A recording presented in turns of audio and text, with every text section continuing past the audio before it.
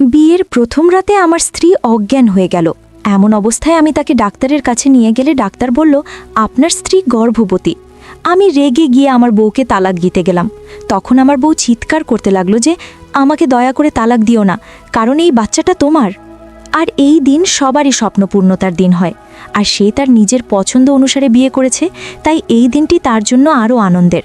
এই দিনটি আমার জন্য আনন্দের ছিল। আমি খুশি হয়ে নিজের ঘরে ঢুকলাম। সঙ্গে সঙ্গে আমার বউ অজ্ঞান হয়ে পড়ে গেছে দেখে আমি অবাক হয়ে গেলাম।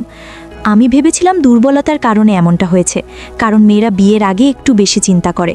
তার জ্ঞান ফিরিয়ে আনার সমস্ত চেষ্টাই ব্যর্থ হলো, তাই আমি তাকে হাসপাতালে নিয়ে গেলাম। ডাক্তাররা তাকে শক্তির ইঞ্জেকশন দিয়েছিলেন এবং কিছু পরীক্ষা করিয়েছিলেন। তারপর তার জ্ঞান ফিরেছিল। কিন্তু পরের দিন যখন রিপোর্ট আনতে গেলাম, ডাক্তার যে খবরটা বললেন সেটা শুনে আমার পায়ের নিচ থেকে মাটি সরে যাওয়ার জন্য যথেষ্ট ছিল। এটা কিভাবে সম্ভব হতে পারে? তারপর আমি বাড়িতে এসে আমার স্ত্রীর সাথে এ বিষয়ে আলোচনা করলাম এবং আমি তাকে তালাক দিতে রাজি হয়েছি। কিন্তু আমার পা চেপে ধরে সে আমাকে যা বলল তা আমার মাথা ঘুরিয়ে দেওয়ার জন্য যথেষ্ট। আমি অবাক হলাম, এটা কিভাবে সম্ভব? আমার নাম ইমরান এবং আমি একটি উচ্চবিত্ত পরিবারের সদস্য। আমি আমার বাবা মায়ের একমাত্র ছেলে ছিলাম। প্রচুর অর্থ ও ভালোবাসা থাকা সত্ত্বেও আমি যথেষ্ট বধ হয়ে যাইনি, কারণ আমার মা খুব ভালো মহিলা ছিলেন এবং তিনি আমাকে খুব ভালো করে মানুষ করেছিলেন। অর্থবিত্ত থাকা সত্ত্বেও আমি ছিলাম অতি সাধারণ ও সুদর্শন। আমার ক্লাসের ছেলেরা আমাকে নিয়ে মজা করত, কিন্তু আমি কখনো কাউকে খারাপ বলিনি, কারণ আমার মা আমাকে ছোটবেলা থেকেই খুব ভালো করে শিখিয়েছিলেন ঠিক আর ভুলের পার্থক্য। এখন যখন পড়াশোনা শেষ করে বাবার ব্যবসা সামলাচ্ছি, তখন মা আমার বিয়ে নিয়ে দুশ্চিন্তা করতে লাগলো। কিন্তু এ ব্যাপারে আমি তাকে পরিষ্কার বলে দিয়েছিলাম যে আমি যাকে পছন্দ করি তাকেই বিয়ে করব। কিন্তু আমার নজরে এখনও অবধি কোনো যোগ্য মেয়ে আসেনি, কারণ আমার চারপাশে ছিল যত রাজ্যের বধ হয়ে যাওয়া মেয়ে। কলেজ বিশ্ববিদ্যালয়েও একই রকম মেয়ে ছিল, যাদের সঙ্গে সময় কাটানো যায় কিন্তু তাদের জীবন সঙ্গী করা যায় না। আর এ ব্যাপারে আমার বাবা মা আমার ওপর কোনো ধরনের জোর জবরদস্তি করেনি। কিন্তু যত সময় গড়িয়েছে মায়ের ইচ্ছা ততই বাড়ছিল যে এবার তোমার বিয়ে করা উচিত, কারণ তোমার বয়স বাড়ছে। বলা হয়েছে বন্ধন তো ওপর থেকে তৈরি হয়, আর আমি এই বিষয়টাই বিশ্বাস করতাম যে ঈশ্বর আমার জন্য নিশ্চয়ই কোনো যোগ্য মানুষকে খুঁজে রেখেছে। তারপর একদিন আমার সামনে সে এসে গেল। আমি ছিলাম বইয়ের পোকা, তাই ব্যবসার সাথে সাথে আমি বইও পড়তাম। আমার এলাকার কেন্দ্রীয় লাইব্রেরিতে আমি একদিন বই খুঁজতে গেলাম, তখন সেখানেই আমি তাকে দেখতে পেলাম।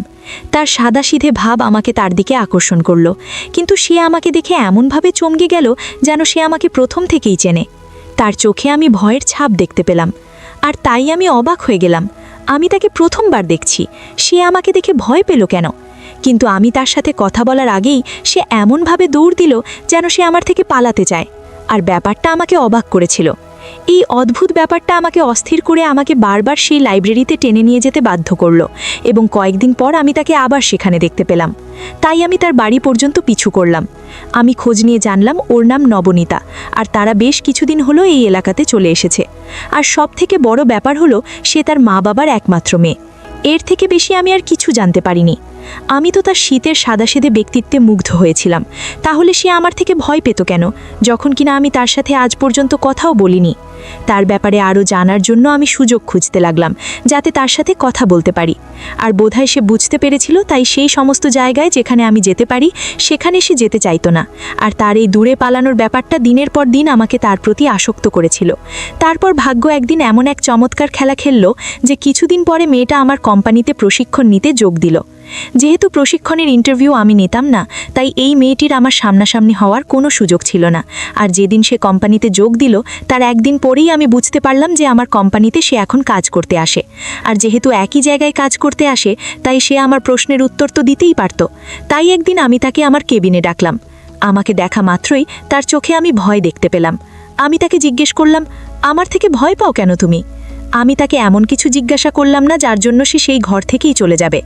বাইরে গিয়ে পরের 1.5 ঘন্টার মধ্যে সে পদত্যাগপত্র আমার টেবিলে রেখে দিল। এই ব্যাপারটা তো আমাকে আরও অবাক করলো। এবার তো আমি পাগলের মতো তার পিছু করতে লাগলাম।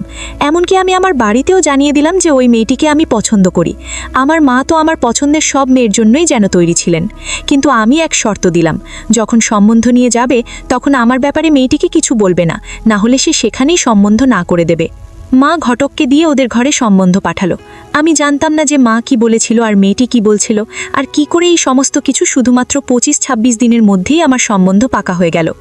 কিন্তু সম্বন্ধ হওয়ার পরও আমি তার সাথে কথা বলার চেষ্টা করিনি, কেননা আমার মনে এক ভয় ছিল যদি আমি তার সামনে যাই তাহলে সে সম্বন্ধে না করে দিতে পারে। আর সত্যি তো এটাই, আমি তার থেকে আর দূরে যেতে পারতাম না। আমার থেকে সে এত ভয় পায় কেন, এই সব কথা আমি জিজ্ঞাসা করতে চাইতাম। কিন্তু যখন সে আমার স্ত্রী হয়ে যাবে তখন সে আমাকে কিছুই লুকাবে না। আর তার জন্য জরুরি ছিল যে আমি তাড়াতাড়ি মায়ের ওপর জোর দিই। আমার মায়েরও বিয়ে দেওয়ার তাড়া ছিল, আর ওর পরিবারও সেরকমভাবে বাধা দেয়নি। তাই মোটামুটি 28-30 দিন পরেই আমার বিয়ে ঠিক হয়ে গেল। আমি এই বিয়েটা যেহেতু নিজের ইচ্ছায় পছন্দ করেছিলাম, তাই নিশ্চয়ই মনে করা উচিত মেয়েটির সাথে আমার আগে কথা হয়েছে। কিন্তু সত্যি তো শুধুমাত্র আমি জানতাম। আমি তো এটাই চাইতাম না যে তার সাথে আমার কথা হোক বা সে আমার ব্যাপারে কিছু জানে, কেননা আমার মনে ভয় ছিল যে সে হয়তো ওই সম্বন্ধটাকে বারণ করে দিতে পারে। সে আমার ব্যাপারে কিছুই জানতো না, এদিকে আমিও তার ব্যাপারে শুধু তার নামটুকুই জানতাম। আমি বিয়ের দিনের অপেক্ষা করছিলাম, আর তারপর শেষ পর্যন্ত বিয়ের দিন এসেই গেল। আর আমি ভীষণ খুশি ছিলাম, যাকে আমি চেয়েছিলাম আজ তাকে আমি পেয়ে গিয়েছি।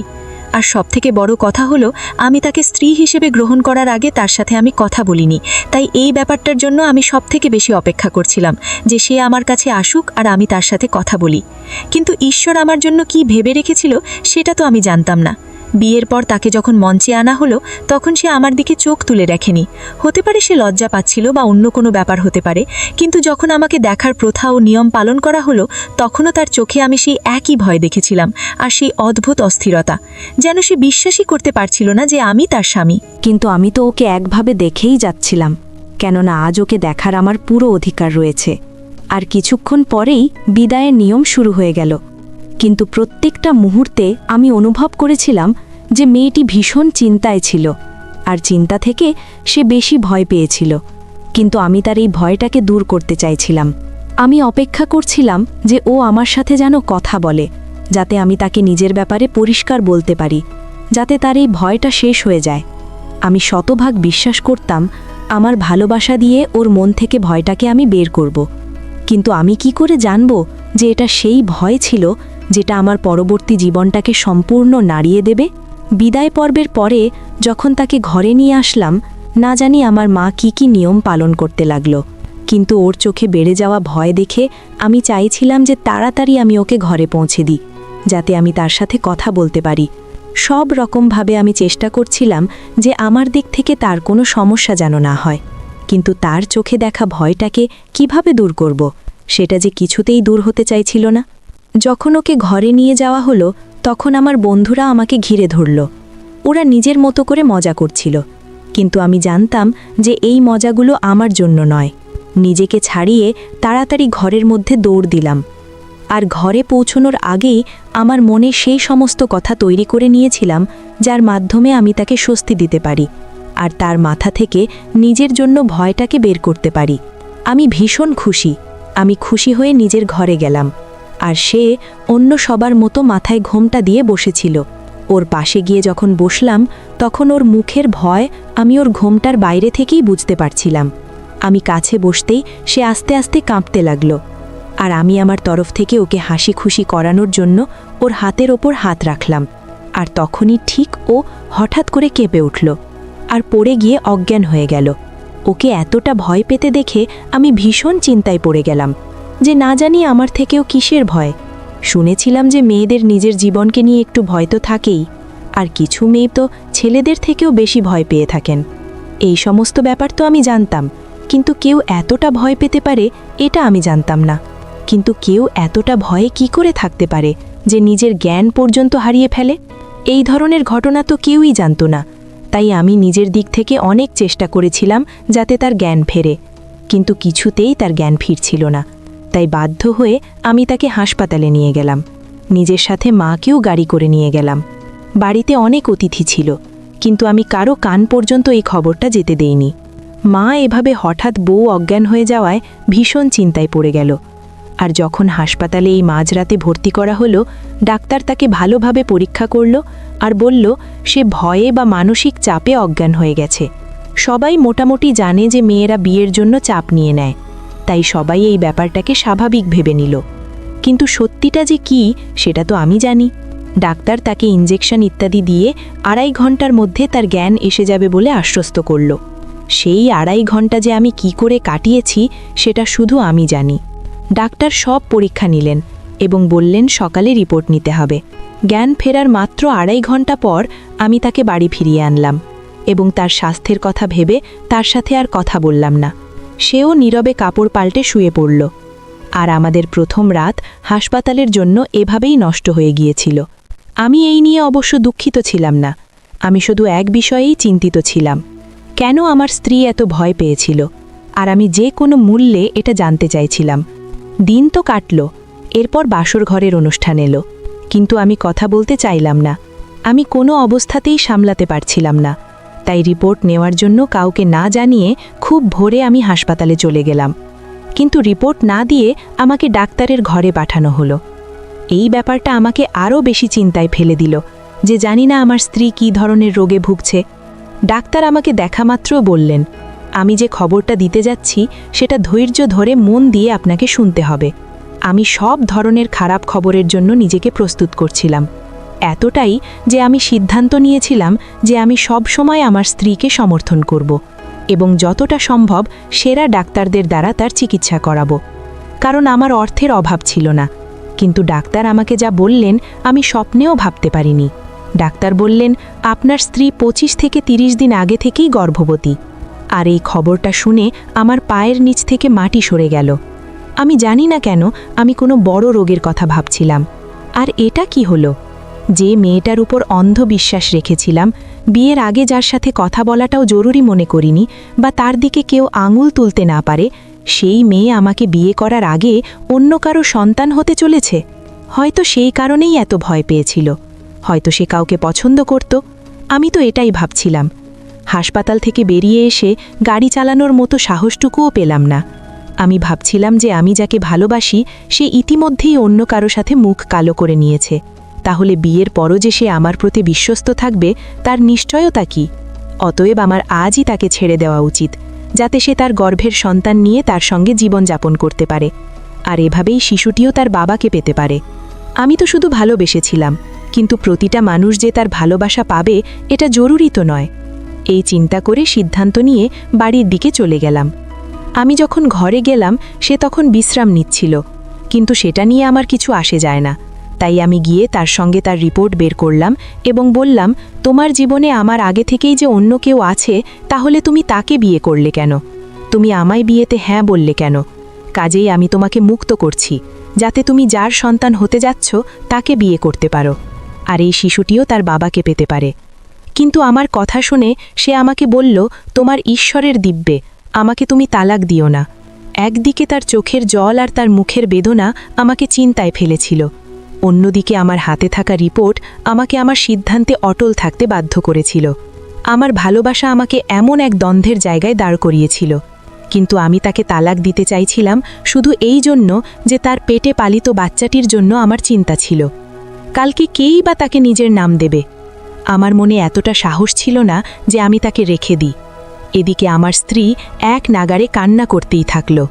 যখন সে দেখল যে আমি আমার সিদ্ধান্ত থেকে একবারেই সরে যাচ্ছি না, তখন সে এমন এক অদ্ভুত আচরণ করল যেটা আমার ভেতর পর্যন্ত নাড়িয়ে দিল। সে নিজের ওড়না গা থেকে সরিয়ে আমার পায়ে রেখে দিয়ে বলল, আমার প্রাণ নিয়ে নাও, কিন্তু আমাকে তালাক দিও না, কেননা এই বাচ্চাটা তোমারই। আমি জানি তুমি আমার সাথে বদলা নেওয়ার জন্য আমাকে বিয়ে করেছ। যেমন খুশি বদলা নাও, আমাকে মেরে ফেললেও আমি যাব না, কিন্তু আমাকে তালাক দিও না, তাতে আমার মা বাবা মরে যাবে। এদিকে আমি তো তার এই ব্যবহারে অবাক হয়ে গিয়েছিলাম। আমি ওর ওড়নাটা তুলে তার গায়ে দিলাম, তাকে বললাম, সম্মান দিয়ে তোমাকে নিয়ে এসেছি, আর তার জন্য আমার পায়ে তোমার ওড়না রাখার দরকার নেই। কিন্তু তুমি এটা কি বললে, এই বাচ্চাটা আমার? আমি তো তোমাকে জানি না, আর সম্বন্ধ পাঠিয়েছিলাম কিন্তু সে বলল, আমি কসম খেতেও রাজি আছি যে এই বাচ্চাটা তোমারই। কি তার কথা আমাকে অবাক করে দিয়েছিল। যে কোনো দুর্বল থেকে দুর্বল চিত্তের মানুষও এত বড় দিব্য খেতে পারে না। তাহলে মেয়েটি কি করে এত বড় দিব্য খেতে পারে, যখন কিনা আমি জানি এই বাচ্চাটা আমার নয়? কিন্তু আমি এটা তামাশা করতে চাইনি, তাই চুপ করে গেলাম। বাসর রাতের অনুষ্ঠান একদম সাধারণভাবে কেটে গেল, কিন্তু এরপর আমরা দুজন অচেনা হয়ে গেলাম, ধীরে ধীরে নদীর দুই ধারের মতো। আমি তার আচরণের হিসেব নিতে থাকলাম। সে রোজ পুজো করত, আমার আর আমার পরিবারের সব রকমভাবে খেয়াল রাখত। কিন্তু একটা ব্যাপার যেটা আমাকে অবাক করেছিল, সে একদম পরোয়া করত না যে তার ফোন কোথায় পড়ে আছে। সে আমার সাথে বাইরে গেলেও আমি অবাক হতাম যে তার জীবনে যদি অন্য কেউ থাকে তাহলে অন্তত তার সাথে তো কথা বলবে। তার প্রতি আমার সন্দেহ করার ক্ষমতা যেন আস্তে আস্তে চলে যাচ্ছিল। আর 7 দিন পর আমি আস্তে আস্তে করে তাকে আমার পাশে বসালাম, বললাম, এখানে বসে আমাকে সব সত্যিটা বলো, যা কিছু তোমার সাথে হয়েছে। আর যেটা তুমি ওই দিন বললে যে এই বাচ্চাটা নাকি আমার, তুমি এই কথাটা কি করে বলতে পারো? কিন্তু তার আগে আমি আমার দিকের গল্পটা তোমাকে বলে রাখি। যখন আমি ওকে বললাম যে আমি তোমায় প্রথমবার লাইব্রেরিতে দেখেছিলাম, আর তারপর তোমার ব্যাপারে আমি জানার চেষ্টা করেছিলাম, আর নিজের মাকে বলে তোমাকে বিয়ে করে নিয়েছি। ব্যাস, আমার দিক থেকে এইটুকুই কাহিনী। তখন সে অবাক হয়ে গেল আর বলতে লাগল, এই শহরে তো তুমি আমাকে লাইব্রেরিতে প্রথমবার দেখেছিলে, কিন্তু এর আগে অন্য এক শহর থেকে তুমি আমাকে দেখে আসছো, সে ব্যাপারে তো বললে না। এটা শুনে আমি বললাম, কিন্তু এই শহর থেকে তো আমি কখনো বাইরে যাইনি। আমি তো এই শহরেই লেখাপড়া শিখেছি, আর ব্যবসায় ডিগ্রি তো আমি মালয়েশিয়া থেকে নিয়েছি। ও যে শহরের নাম বলল, আমি সেই শহরে কখনো ব্যবসার জন্য চুক্তি করতেও যাইনি, সেখানে কখনো কোনো মেয়ে তো নজরেই আসেনি কি। তখন সে বলল, এটা সত্যি না গো? আমি বললাম, তুমি নিজের গল্পটা বলো। তুমি এটা ভেবে বলো যে ওটা আমি ছিলাম, কিন্তু তোমার সাথে কি হয়েছে? সে বলল, কলেজে এক ছেলেকে আমি পছন্দ করতাম, আর সেও আমাকে পছন্দ করত। যেমন সবার সাধারণ বন্ধুত্ব হয়, আমাদেরও সেরকমই ছিল। আর আমরা দুজন খুব ভালো বন্ধু হয়ে গিয়েছিলাম, কিন্তু শুধুমাত্র বন্ধু। তারপরেই বন্ধুত্বটা আস্তে আস্তে ভালোবাসায় বদলে গেল। আমার মা বাবাও এই ব্যাপারটা জানতো, তাদের কোনো আপত্তি ছিল না, কেননা ছেলেটা খুব ভালো ছিল। আর আমরা সবসময় বন্ধুত্বের সীমারেখার মধ্যে থেকেই কথা বলেছি। কাউকে না বলে আমরা কখনো দেখা করতে যেতাম না, আমাদের দেখা কলেজে হয়ে যেত। কিন্তু যখন আমার কলেজের শেষ বছর ছিল, তখন ওই ছেলেটির কিছু বাজে ছেলের সাথে বন্ধুত্ব হলো, যার মধ্যে তুমিও ছিলে। আর জানি না তারা কিভাবে ওকে নেশা করা শিখিয়ে দিল, যার জন্য সে আমাকে যে কারোর কাছেই বিক্রি করতে রাজি ছিল। আর আমার দাম পর্যন্ত সে ধার্য করল। কিন্তু আমার ভাগ্য বোধহয় সেই সময় ভালোই ছিল। আমি এই ব্যাপারটা প্রথমেই বুঝে গিয়েছিলাম যখন সে ফোনে তোমার সাথে কথা বলছিল। আমি পেছনে দাঁড়িয়েছিলাম আর সব শুনে নিয়েছিলাম। সে আমাকে প্রথমবার রাতের খাবারের জন্য নিমন্ত্রণ করেছিল। আর আমার মা বাবাও রাজি ছিল, কেন ওরা চাইতো যে ডিগ্রি শেষ হতেই আমাদের জেন বিয়ে হয়ে যায়। তাকে আমি এটাই বলতে এসেছিলাম যে আমাকে সম্মতি আমার পরিবার দিয়ে দিয়েছে। কিন্তু তার কথা শোনার পর আমি জানতে পারলাম যে এটা ডিনার ছিল না, বরং ডিনারের নামে সে আমাকে বিক্রি করতে চাইছিল। আমি মা বাবাকে বললাম, তখন তারাও ভীষণ চিন্তায় পড়ে গেল। আমরা প্রথম থেকে ভাড়ার ঘরেই থাকতাম।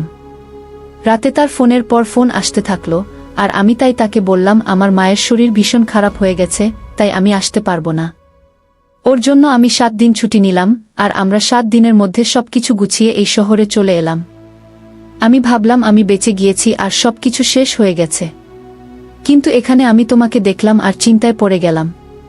তারপর থেকে আমি ঘর থেকে বেরোনোই ছেড়ে দিলাম, কিন্তু মা বাবাকে এটা বলে বিরক্ত করতে চাইনি। আর যখন একদিন বাজারে গেলাম, তুমি আমাকে ধরে ফেললে আর আমার সাথে খারাপ ব্যবহার করলে। তুমি আমাকে বললে যে তুমি আমার দাম আগেই নিয়ে ফেলেছ। আর আমি এই ব্যাপারটা আমার মা বাবাকে বলতে পারতাম না। আর আমার পেটে থাকা বাচ্চাটা এইভাবে এসেছে গিয়ে। এবার আমি ওকে বললাম যে আমি তো ওই দলের ছিলামই না। ও আমাকে নিজের বন্ধুর নম্বর দিল। আমি ওখানে বসে বসে নিজের পুলিশ বন্ধুকে ওই নম্বরটা থেকে বিস্তারিত তথ্য বের করালাম। আর ওই লোকটির সাথে সাথে যাদের বেশি মেলামেশা ছিল সেই সমস্ত ছেলেদের তথ্য বের করালাম। আর যখন ওদের ফোন নম্বর ও ওদের ছবি আমার সামনে কিছুক্ষণের মধ্যে আসলো, তখন ওই ছবিগুলোর মধ্যে আমি নিজের ছবি দেখে অবাক হয়ে গেলাম আর চিন্তায় পড়ে গেলাম। কেননা ওই ছেলেটা হুবহু আমার মতোই দেখতে, কিন্তু ওটা আমি ছিলাম না। আর আমি আমার স্ত্রীকে এই কথাটা বলে দিলাম। তারপরেই পুলিশের সাহায্যে আমি যখন ওই ছেলেদের ব্যাপারে জিজ্ঞাসা করালাম, তখন জানতে পারলাম যে সে নিজের মা বাবার একমাত্র ছেলে। যখন তার মা বাবার ব্যাপারে জিজ্ঞাসা করলাম আর যখন পুলিশের সামনে তারা মুখ খুলল, তখন জানলাম যে সেই ছেলেটি আসলে আমার যমজ ভাই, যাকে ওরা হাসপাতাল থেকে চুরি করেছিল আমার মা বাবার সাথে বদলা নেওয়ার জন্য। তারা জানতো না যে আমরা যমজ জন্মেছি, এমনকি আমার মা বাবাও জানতেন না যে আমরা 2 ভাই। এইসব একজন নার্স করেছিল এবং সে ছেলেটি ভুল পথে চলা শুরু করেছিল। আমার স্ত্রীর গর্ভে ওই সন্তান বেড়ে উঠেছিল। কিন্তু আমি এই খবর আমার মা বাবার কাছে পৌঁছতে দেইনি এবং তারপর স্ত্রীর গর্ভপাত করালাম। এরপর এখন আমরা খুব ভালোভাবেই জীবনযাপন করছি। আমি আমার রক্তের ভাইকে ভুলে গিয়েছি। আমরা একই মায়ের পেটের দুই ভাই হলেও সে ভুল পথে চলে গিয়েছিল। আর আজ আমরা দুজনেই আমাদের জীবনে খুব খুশি।